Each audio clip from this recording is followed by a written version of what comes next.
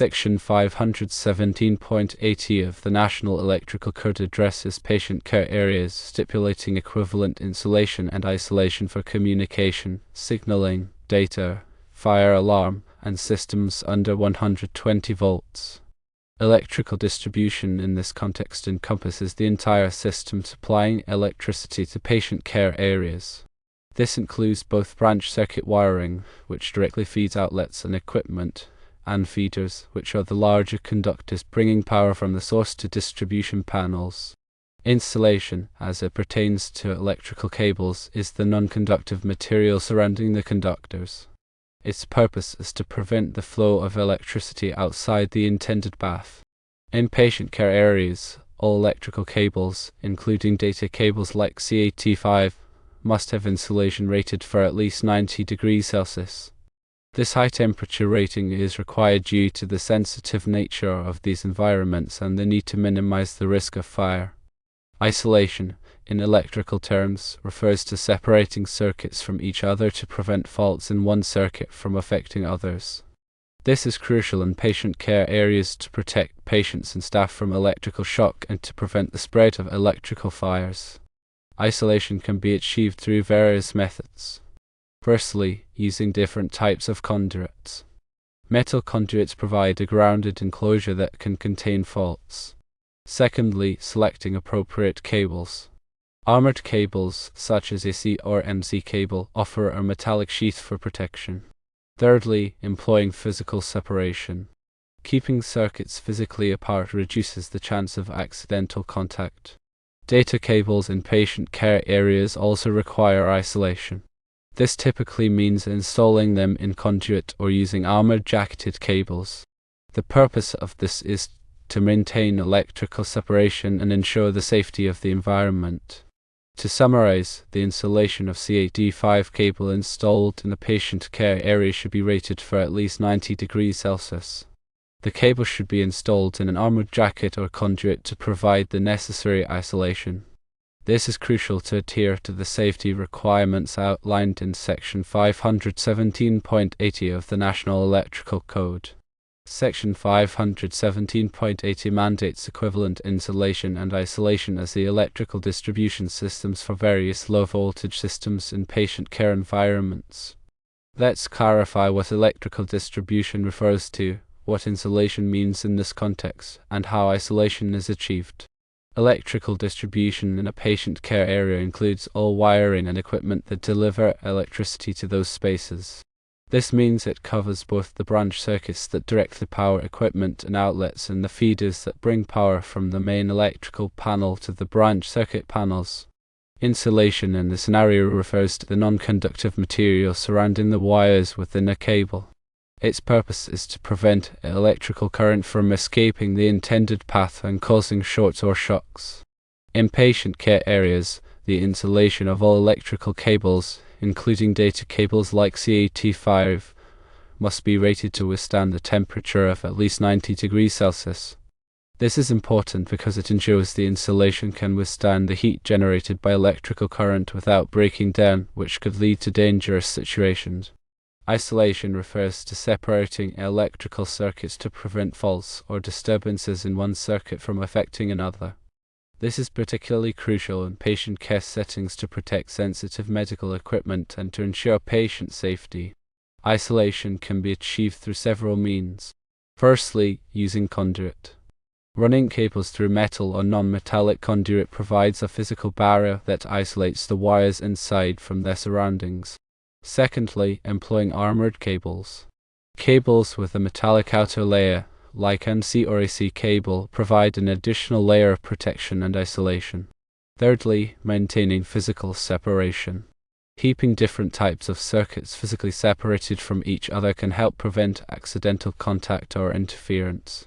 Therefore, when installing CAT5 cable in a patient care area, you are correct in assuming that it must be rated for 90 degrees Celsius and installed in a way that provides isolation, such as using armored cable or conduit. This is to comply with the NEC requirements and ensure a safe electrical environment for patients and healthcare professionals. In healthcare facilities, electrical safety is of utmost importance, and the NEC provides specific guidelines to minimize the risk of electrical hazards.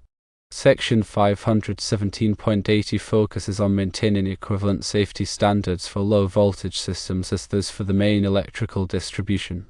Electrical distribution includes the entire pathway of electricity from the source to the point of use.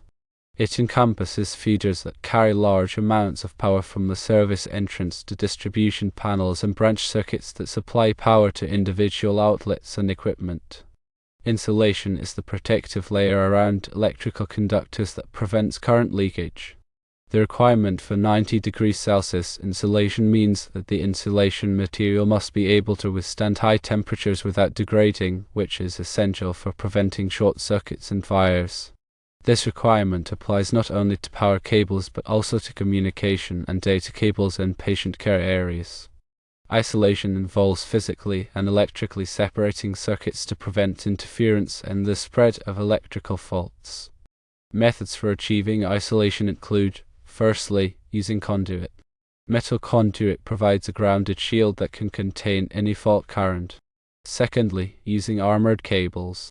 Armored cables provide a robust protective layer and grounding path. Thirdly, maintaining physical separation. Keeping power and data cables separate minimizes the risk of interference and accidental contact. Therefore, when installing data cables like CAT5 in patient care areas, it is necessary to ensure they meet the same insulation and isolation standards as the power distribution system.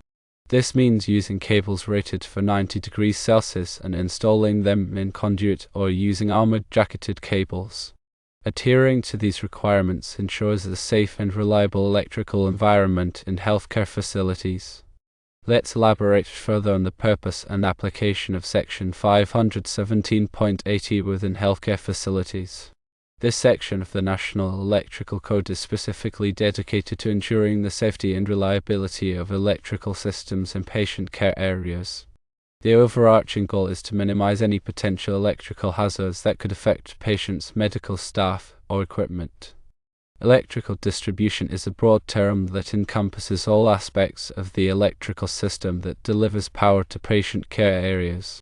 This begins at the service entrance, where electricity enters the building and includes the feeders that carry power to various distribution panels.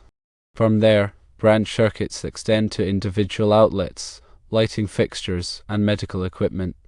Insulation plays a critical role in preventing electrical shock and short circuits.